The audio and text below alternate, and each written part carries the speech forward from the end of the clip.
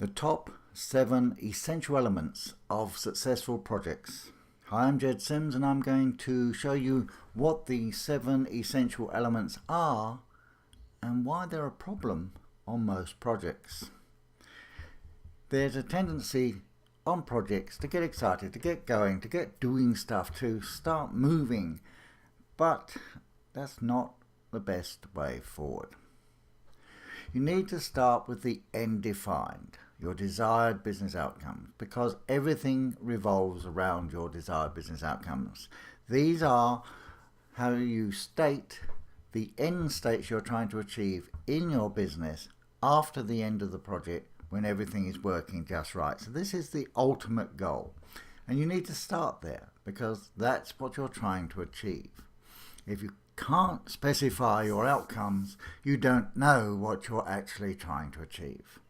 So this is the starting point. You define your desired business outcomes in clear, specific, measurable terms, and we'll show you some later.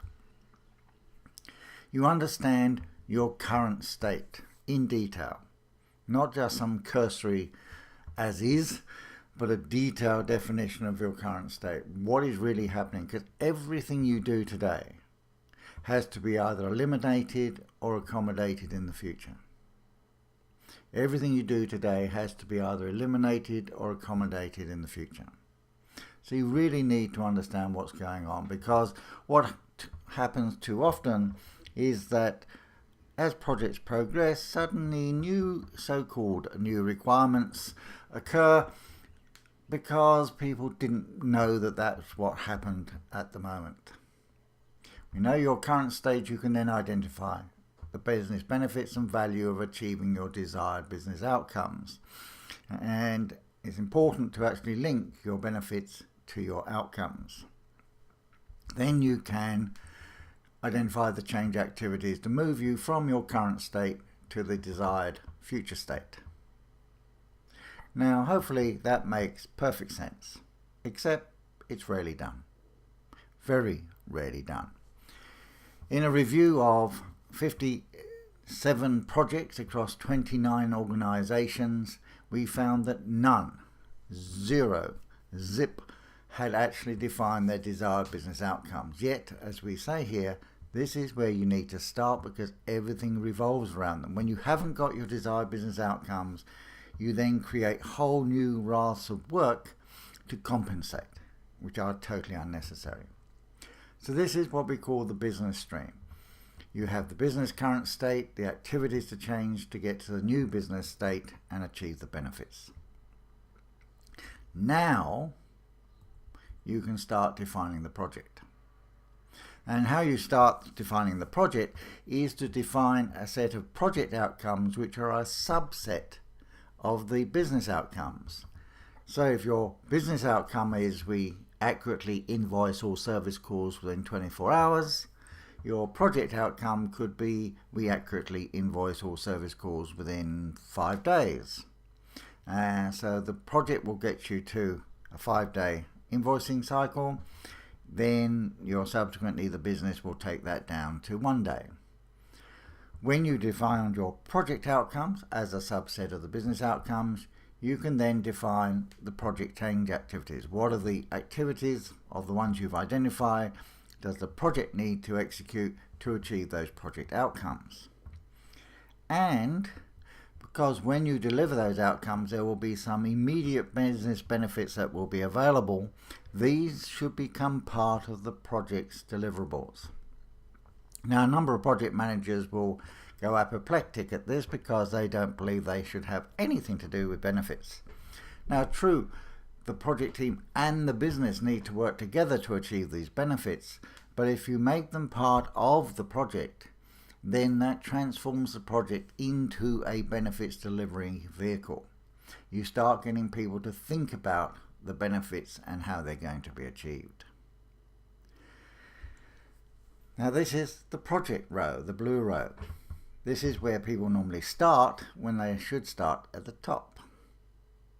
And the key thing is you should always start your projects at the top. Then as you actually execute the project, you finish the project change activities and the business takes over to deliver its business outcomes and the final value. That's how it works. You define the business row, you then define the project row as a subset of the business row. As you deliver the project outputs, outcomes and benefits, then you finalize the delivery of the business outcomes, benefits and value through the business change activities. Again, I hope that makes perfect sense, but unfortunately it's not the norm. The current state is often underdone. The business change activities are usually identified too little too late. The desired business outcomes and benefits and value from them are normally not identified at all. So what we have are the project activities, some form of project outputs, outcomes, deliverables or whatever, and maybe some benefits that come from that. So you can see that of the 7 essential elements, we do not have this on most projects, which causes problems, waste, cost escalation and time delays.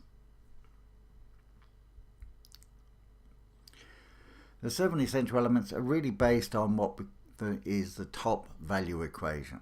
And this is very simple to understand. The activities, project activities, business activities deliver outcomes. Each outcome will have one or more benefits that it delivers. Some of those benefits will have a financial value, and the value is determined by the bases and assumptions that are used to calculate it. That's it. That is the core of every single project. But this translates projects into value delivery vehicles because the project activities are geared to align to, directly linked to the outcomes, benefits and value that they will deliver. So how does all this change how you think about projects? Think about publishing a magazine. Anyone who's had anything to do with an editor or people dealing with magazines know that if they have, say, a monthly magazine, there is a complete panic to get the magazine out each month. So that's a project. Each magazine is a project. So what do we have? We have the current state. We have trends, news, developments, innovations, special events, and as constraints we have the magazine size, style, number of readers, frequency of publication and cost of production. And often the editor is told this month you can have a 72-page magazine or what, that sort of constraint. So that they do. They then determine the theme, get the articles written, the photos shot, illustrations done, design layout, and they send it to the printers. That's a lot of project change activities. And then the magazine is printed and distributed, and they've met their publication commitment. At that point, they can all have a drink. Yep, great, fantastic. We've succeeded, except that's not the point. That's not what they need to be focusing on. Because as you can see, we've only dealt with the lower row of activities. To actually add value, they need to keep abreast of trends and identify areas of interest so that when they actually produce their magazine, it is read. It's found to be interesting and relevant. Why is that important? Because the benefits are renewed subscriptions and attracted advertising. That's what keeps the magazine alive. That's what keeps it solvent. So you can see that in this real life example, which came from a discussion with an editor, that the actual project of getting the magazine out has to be actually driven by the top line. What are the trends? What are the areas of interest? What are people going to read and find interesting?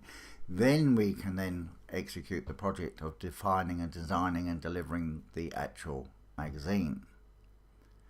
So this is why it's so important to start at the top.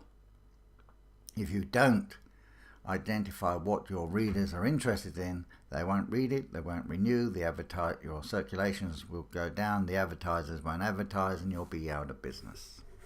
It's as simple as that. So what do we mean why are these outcomes so important? They change the focus by adding clarity, specificity, and measurability.